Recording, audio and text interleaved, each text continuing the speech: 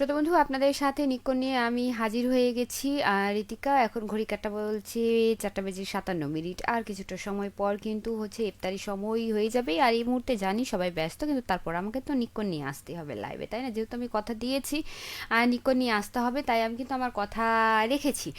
তাই যারা যারা ঝটপট করে আসতে চান, facebook.com/98.8 এখানে একটি পোস্ট দিয়ে রেখেছি, সেখানে গিয়ে কিন্তু আপনি আপনার মনে কথাটুকু আমাদেরকে জানিয়ে দিতে পারেন। আর আজকে কথা বলছি এই মুহূর্তে আসলে বর্তমানে কি চাপ নিয়ে আছেন, কি চাপ বা কি টেনশন চলছে আপনার এই মুহূর্তে, আমাদেরকে ঝটপট করে জানিয়ে দিতে পারেন। আমি কিন্তু কিছুটা সময় আপনাদের সাথে থাকবো, হয়তো 5-7 মিনিট আপনাদের সাথে থাকবো।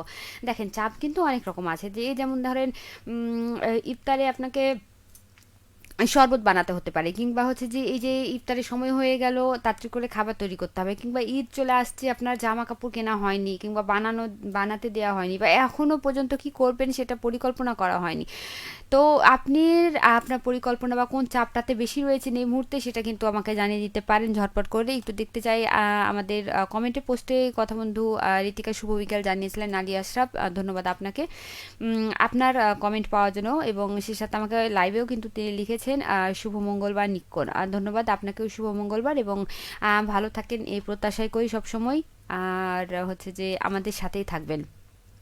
যেহেতু কথা বলছি চাপ নিয়ে, আসলে কোন চাপ নিয়ে, নাকি হচ্ছে যে আলুর চপ নিয়ে ব্যস্ত আছেন, সেটিও কিন্তু জানাবেন। আলুর চপ বলতে এই যে ইফতারের সময় যে আইটেমগুলো হয়, চপ, বেগুনি, পেঁয়াজি, কিংবা আলুর বলি বা ডিমের বলি বা যেটারই বলি না কেন, তো কোন ধরনের চপটা বেশি পছন্দ, বা চপের মধ্যে দিয়ে ঢপ কি কখনো মারা হয়েছে কিনা সেটিও কিন্তু একটু বলবেন। কখনো কখনো হয় না বন্ধু বান্ধবদের সাথে, এই যা আমি এটা করেছি বা আমি এটা নিয়েছি, একটা ছোটোখাটো একটা ঢপ মেরে দিলেন। তো এই আসলে ছোট ছোট বিষয়গুলোই বন্ধু বান্ধবদের কাছে কখনো অনেক বেশি হয়ে যায়, আবার কখনো অনেক অনেক বড় কিছু, কিন্তু দেখবেন কিছুই না, মানে ঠিক আছে, ইটস ওকে, এরকম হয়ে যায়। আসলে বন্ধু বান্ধবের বিষয়টাই কিন্তু এরকম।